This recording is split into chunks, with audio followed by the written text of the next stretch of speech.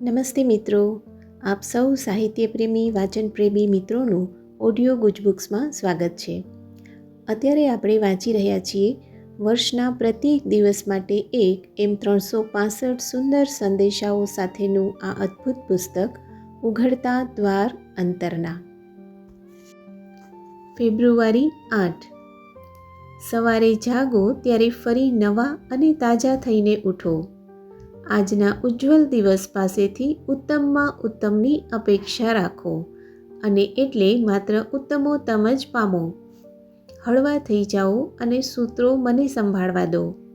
કદી પણ તાણ અને દબાણથી ભરેલા મન સાથે દિવસની શરૂઆત ન કરો.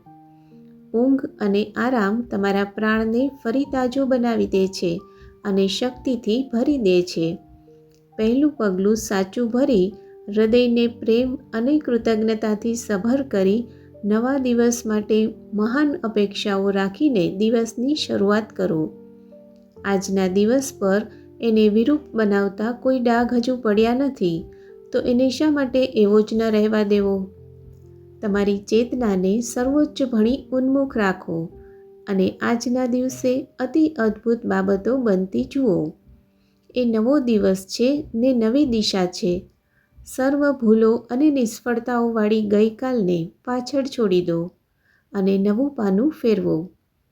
તમારી પાછળ રહેલા જૂનાને આ નવા દિવસમાં શા માટે ખેંચીને લઈ આવવું? અલબત્ત પાઠ જરૂર શીખો, પણ એ પાઠ પર એટલા બધા શા માટે અટકી રહેવું જોઈએ કે એ તમને એના ભાર તળે દબાવી દે અને તમે નવામાં હળવા ને આનંદી હૃદય સાથે પ્રવેશ ન કરી શકો? આપનો આજનો દિવસ શુભ રહે.